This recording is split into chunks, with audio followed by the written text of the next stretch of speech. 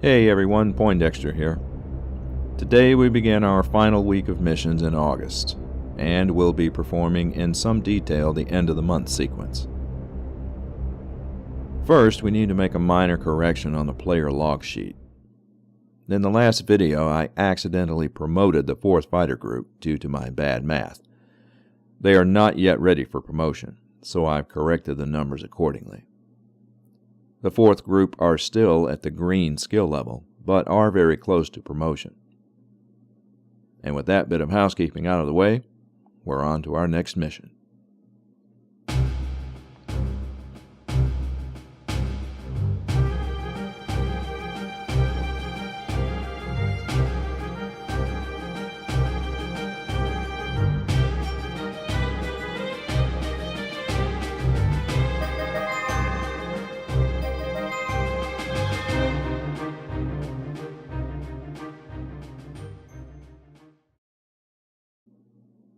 We receive our weekly allotment of 15 SO points, but since we have 2 U-boats prowling the sea lanes, we remove 6 of those points for a final total of 9. This week we'll be going after a secondary mission target, specifically Oil Storage Target 6 in Romilly-sur-Seine, France. 2 of our 4 oil target cards are located in Hex 9, an area that has 2 Luftwaffe squadrons for defense. The good news is that it's also in range of our Spitfire escorts, so there's a good chance that they'll finally be seeing some action today. We're allowed a maximum of 3 bombers for this target. The target has a +2 air-to-ground modifier, plus the incendiary trait, so we stand a fairly good chance of destroying this target in one mission. Now we'll select our groups. We'll have the 4th Fighter Group flying escort. The 91st Bomb Group will lead the mission, followed by the 97th and the 92nd. We have 2 bombs left over from last week's mission, so we'll use our 9 SO points to purchase a few more. 3 more M44s and 1 more M43. We now have 2 SO points remaining, which we'll save for next week. We'll load 2 M44s on the 91st. We'll load the 2 M43s on the 97th, along with an incendiary, and we'll load the remaining 2 M44s on the 92nd. And we'll place our mission markers on the map. We roll for the Luftwaffe response, and the roll is a 4, modified to a 2, a poor response. At this response level, only a maximum of 2 squadrons can attack the group. Hex 9 only has 2 squadrons, so they will both be attacking our flight.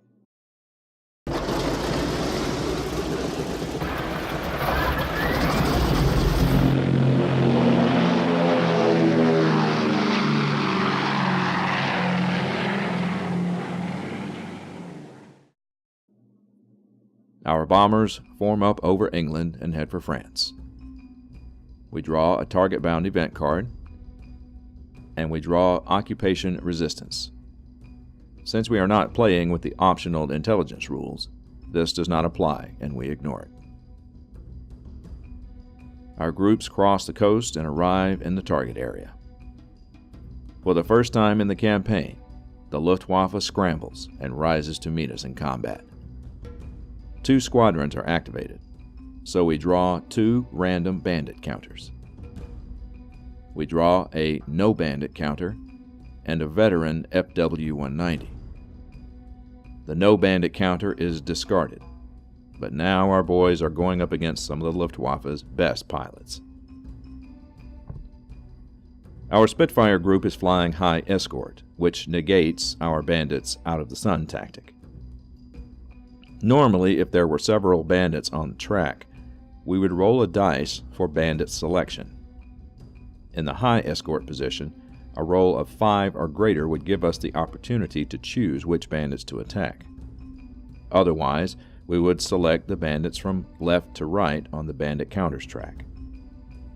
In this case, since there is only one bandit attacking, and we're allowed to intercept 2 bandits since our fighter group is at full strength, the bandit will enter combat with our fighter escort and will not attack the bombers. Before we resolve combat, let's take a closer look at the bandit counter. We see that this veteran group hits on a modified 4 or higher, deadly numbers. This bandit also has a durability of 2, which means we'll subtract 2 from our attack rolls. All veteran bandits have the out-of-the-sun tactic, which we have negated by choosing to fly high escort. Finally, this number here designates how many attacks this bandit will conduct on our group. The black box indicates this group was activated in the same hex our groups are currently in. If this bandit was activated from a hex not in the same location as our group, we would flip the counter and use the number in the white box. Only if the Luftwaffe response is high or all out would these outlying hexes activate. Now let's resolve combat. As indicated, this bandit will attack for 3 turns, so we'll place the combat turn marker on the map to keep track. Normally, our fighter group would be slow. In other words, the bandits would attack first. However, our group is commanded by Anderson, who has the out-of-the-sun tactic with a +3 modifier. This tactic must be used by our fighter group on the first bandit attack turn. As a result, we will attack first with a +3 modifier. Again, we can only use this tactic on the first combat turn. If there is a second or third attack, we revert to the standard combat rules. The 4th fighter group has a +2 modifier in air-to-air targets, and we add a +3 for the out-of-the-sun tactic. The bandit has a durability of 2, which gives us a final total of +3. The bandit is destroyed on a modified roll of 10 or greater. We roll the dice, and we roll the 10. No modifiers needed. Our veteran bandit is destroyed, and more importantly, he is removed from the game. We move our bandit's disrupted counter to 4. Job done, our escorts reach their range limit and turn for home. We flip the 2 Luftwaffe squadron counters to their rearming side. Since these squadrons were activated in the same hex as our group, they are rotated with the number 1 at the top. This indicates that these squadrons will become active again after 1 movement turn. We do not rotate the rearming squadron counters at the end of the over-the-target step. With the Luftwaffe dealt with, our bomber groups approach their target unscathed. The 91st Group will drop first with an overall +2 target modifier. We roll 1 dice for flak, and we roll a 3 modified to 2 for the B-17's durability, and no damage is caused. The group lets loose her bombs.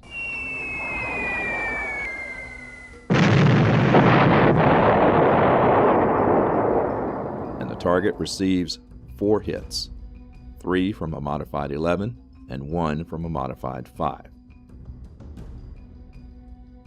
Next up is the 97th. We roll 1 dice for flak, and the group takes a solid hit from a 10 modified to a 9, and the group takes 2 hits. The 97th will be bombing with a +1 modifier, and another +2 for the target area, for a final modifier of +3. The 97th calls bombs away.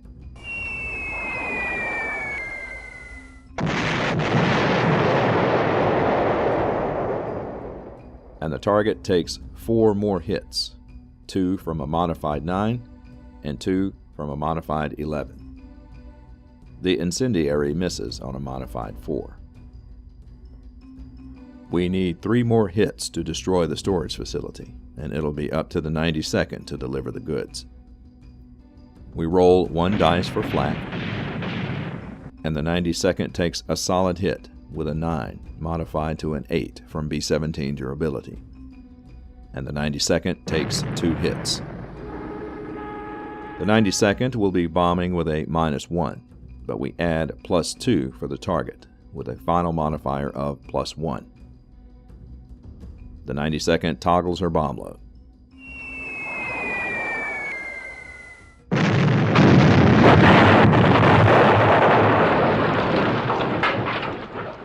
The target takes 4 hits, 3 from a modified 8 and 1 from a modified 4.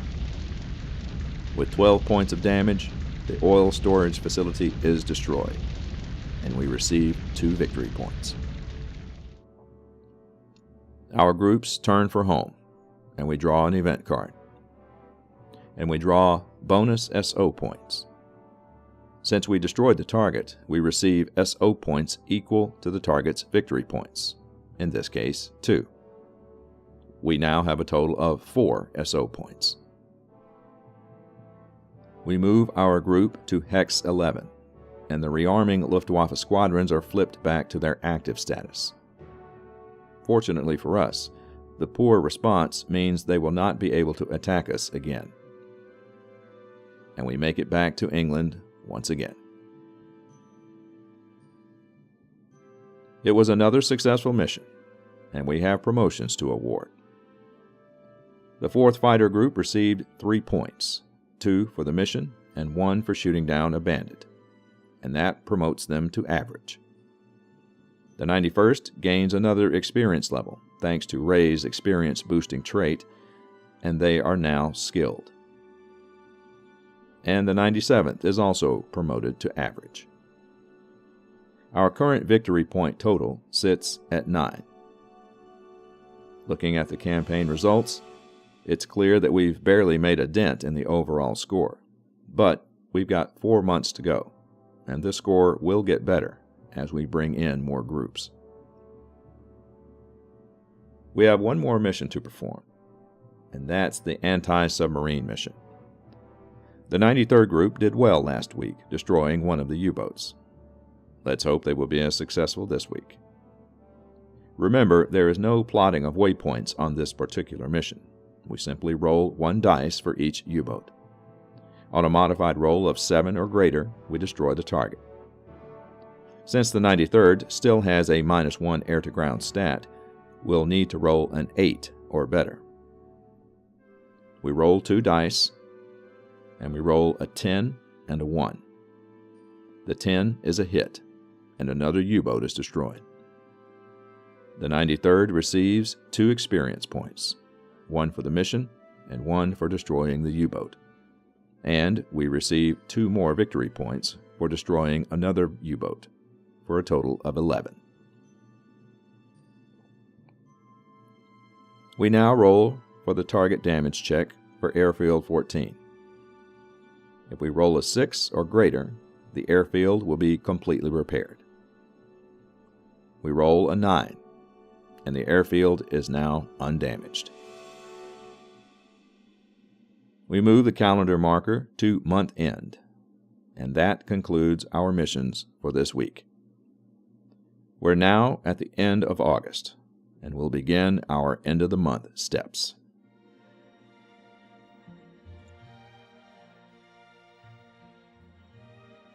First, we evaluate the status of any secondary missions, if any. Secondary missions last for 2 months. In the case of our oil campaign missions, we have destroyed 2 of the required 7 victory points. As we have finished our first month, and the conditions have not yet been met for the completion of these missions, we move the mission card to the secondary target slot, or the second month slot.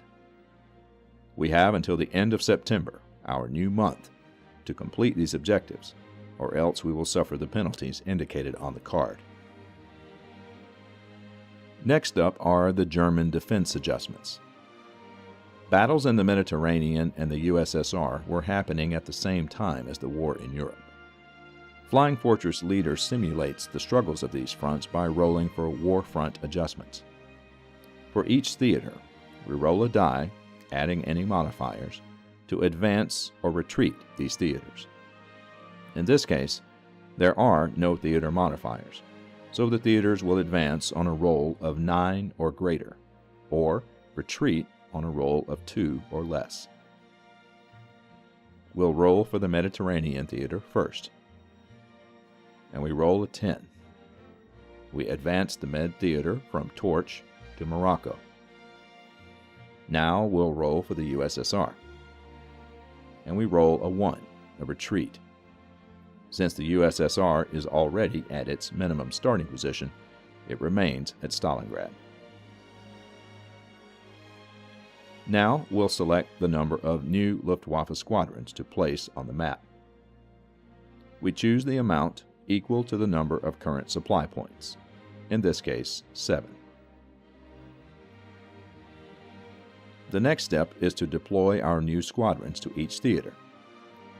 For me personally, this was one of the most confusing things to decipher in the rulebook, but thanks to BoardGameGeek.com, I found the answers for correct deployment. Because of that, I'm going to go through these steps in great detail. Now, before we start rolling for placement, we need to look at our Luftwaffe commander. Schroer has a Western Deployment Focus +1 modifier, which means that we'll add +1 to all of our die rolls, meaning the chances of these new squadrons being deployed to the European theater are a bit higher. Let's talk about these numbers in the Luftwaffe theater deployment. As you can see, all 10 numbers have their own individual spaces. On a die roll of 1, we would automatically place 1 squadron into the Luftwaffe reserve pool. Now let's go back to the theater deployment. The Med theater is currently in Morocco. At the bottom of this area, we see Luftwaffe 1. This indicates the number of spaces to be allocated when rolling for squadron placement in the Mediterranean theater. Morocco has 1, so we allocate 1 space. Since a 1 is an automatic Luftwaffe reserve roll, a 2 would be the result for placement in the Mediterranean theater. To put a finer point on this, let's say the Med theater placement was in Algeria, where it shows Luftwaffe 2. In that case, we would allocate 2 spaces for Med deployment. A 1 for the automatic Luftwaffe reserve, and a 2 and 3 for the Med theater. Remember, it's the number of spaces allocated to the die roll for that particular theater. Because of Schroer's +1 modifier, however, there is no chance of any squadron being deployed to the Luftwaffe reserve, as all die rolls will be 2 or greater. Looking at the USSR theater, we see Luftwaffe 2 at the bottom of Stalingrad. This means 2 spaces will be allocated for the USSR rolls, in this case 3 and 4. Any roll of 5 or higher will be allocated to the European theater. Let's begin rolling for placement. Our first roll is a 6, modified to a 7, which means we'll place a squadron in the European theater. The second roll is a 4, modified to 5, and this squadron will also go to the European theater. Our third roll is a 3, modified to 4. This squadron will go to the USSR. The fourth roll is an 8, modified to 9, another for the European theater. The fifth roll is a 1, modified to 2, and this squadron goes to the Mediterranean theater. The sixth roll is a 5, modified to 6, and this squadron goes to Europe. And our last roll is a 7, modified to 8, and this squadron also heads to Europe. Out of the 7 new squadrons, 5 will be heading to Europe. Now we'll roll for the placement of these 5 new squadrons on the strategic map. After rolling for placement, this is where the new squadrons are located. As Hex 15 is considered a critical hex for German defense and is not guarded, we'll move one squadron from Hex 16 to Hex 15. All German critical hexes are now covered. Now we check for any German technologies that may be active or about to become active. As this campaign has no technologies, German or otherwise, we skip this part of the monthly phase. German defense commanders can be periodically replaced with new commanders. We'll roll one dice for replacement. For Schroer, if the result is an 8 or higher, he will be replaced. And we roll a 4, and Schroer remains in command. Now we check for any group reassignments. If the modified die roll equals or exceeds the reassigned number, the group is transferred out and permanently removed from the game. As none of our groups are of high enough skill, there is no reassigned number present, and they will remain with us for the next month. Based on the campaign sheet, we receive 12 monthly replacement points. These points are used to repair groups that were damaged during the month. After adding up all of the damage markers present on our groups, the final total is 11. So all of our damaged groups are back to full strength once again. Any excess replacement points cannot be carried over into the next month. We could also spend SO points as replacement points if needed.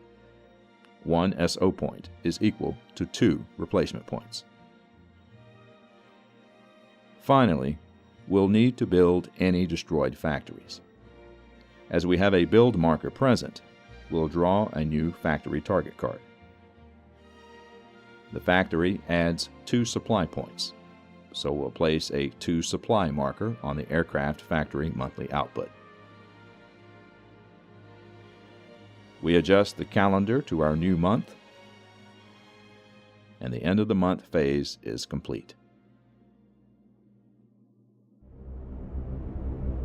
That concludes our first month of combat operations in B-17 Flying Fortress Leader.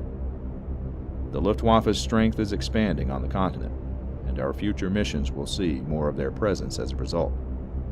However, starting next month, we'll also be adding more bomber groups into the mix, which means we have the potential to fly more missions per week. German strength may be growing, but ours is as well. Thanks for watching, and we'll talk again soon.